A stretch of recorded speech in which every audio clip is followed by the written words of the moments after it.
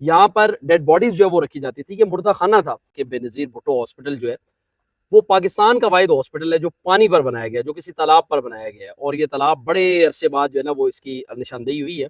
अंदाजा करें कि कोई भी इमारत है वो इमारत खड़ी होती है आपकी बुनियादों पर, लेकिन जिस इमारत की बुनियादें जो हैं वो खोखली हो जाएं, दीवारें बोसीदा हो जाएं, वो किसी बड़े साने का पेश खेमा जो है वो साबित हो सकती है। ये रावलपिंडी का बेनज़ीर भुट्टो हॉस्पिटल है जहाँ पर ये इंकशाफ हुआ है कि इसी हॉस्पिटल की बेसमेंट में एक बड़ा तालाब है जहाँ पर कई कई फीट तक जो वो पानी खड़ा है। और आज हमारे कुछ दोस्त वहां पर गए भी थे, घुटनों तक वहां पर पानी मौजूद है। बताया ये जा रहा है कि ये 17 से 18 साल हो चुके हैं इस बेसमेंट को बंद कर दिया गया था। मतलब अंदाजा करें, इसका मुस्तकिल हल नहीं निकाला गया, उससे पानी नहीं निकाला गया, लेकिन बेसमेंट को बंद कर दिया गया।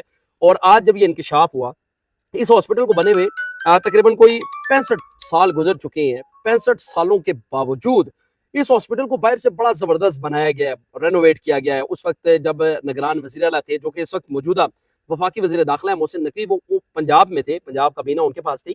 तो उस वक्त उन्होंने इस हॉस्पिटल के तकरीबन 3.5 करोड़ रुपए जारी किए थे कि इस हॉस्पिटल का जो है ना वो इसकी ताज़ीन और आराइश की जाए, इसको अपग्रेड किया जाए। लेकिन ये जो मामला था कि इस ओपीडी की बेसमेंट है, ये ओपीडी की बेसमेंट है, और ये तकरीबन कोई 950 से 1000 बेड पर मुश्तमिल ये हॉस्पिटल है। उस हॉस्पिटल की बेसमेंट के ये हालात हैं। बताया ये जा रहा है कि कुछ अरसे तक यहाँ पर डेड बॉडीज जो है वो रखी जाती थी। ये मुर्दा खाना था।